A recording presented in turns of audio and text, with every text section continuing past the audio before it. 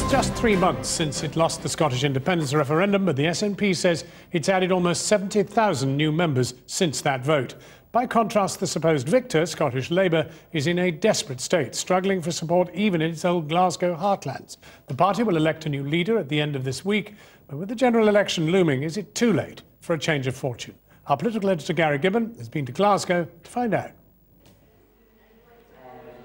Monday night, a branch meeting fills up with enthusiastic activists in the Labour Heartlands constituency of Glasgow North. But it's not a Labour meeting, it's an SNP one, bursting with new members. How many people have joined the SNP since the referendum? Hands up who's joined since the referendum.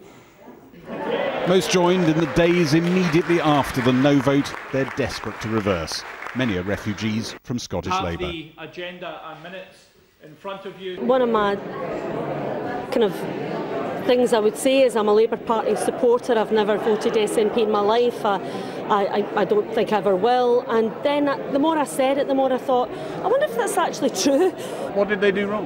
What did they do wrong? Well, what did they do right? They've become the Tories. Away from the party meeting, just up the road in Maryhill, voters told us they think Labour's lost this seat. I'm not so clever on politics, but I know they've sold us out, and I'll never ever vote Labour again. Never.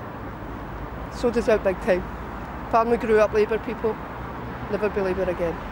When it comes to the general election, when traditionally it's Labour against Conservative, who's going to govern, it won't come back to Labour, the vote here, you don't think? In the general election? No, because they've let people down too many times. They don't represent the ordinary person now.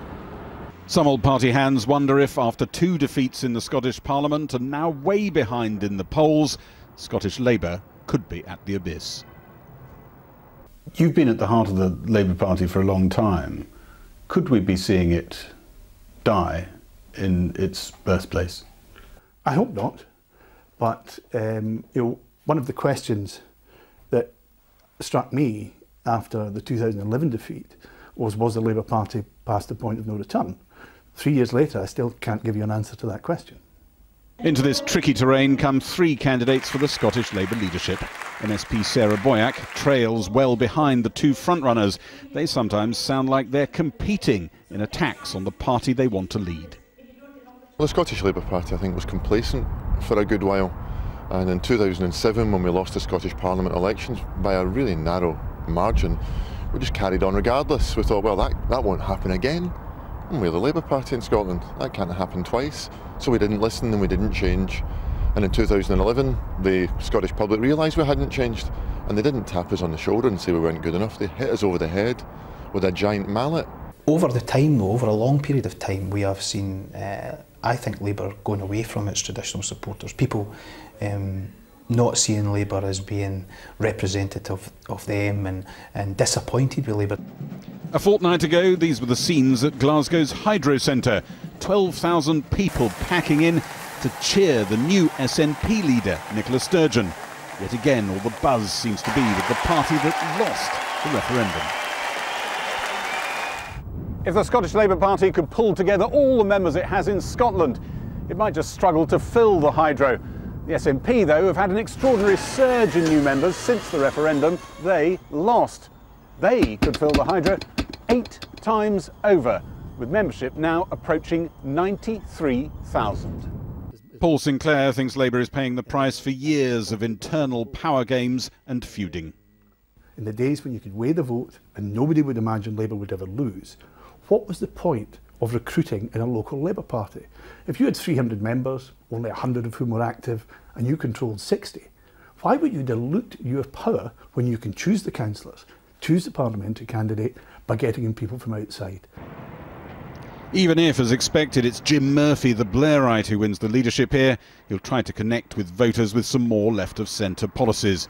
But the polls suggest Labour's heading to lose many of the 41 seats it currently holds in Scotland. I do think there is a real risk that the Labour Party isn't the biggest single party. And I think if the Labour Party isn't the biggest single party, and the SNP are representing Scotland, particularly in what looks like it could be a hung parliament, possibly backing up a Labour government, then the question of Why would you vote Labour in Scotland when you can still get a Labour government by voting SNP is a real problem for the Labour Party. Ed Miliband knows he loses all chance of getting into number 10 if Labour is seriously hurt by the SNP here in Scotland. The new leader of Scottish Labour taking over on Saturday has about 20 weeks to stop that happening. Gary Gibbon, Channel 4 News in Glasgow.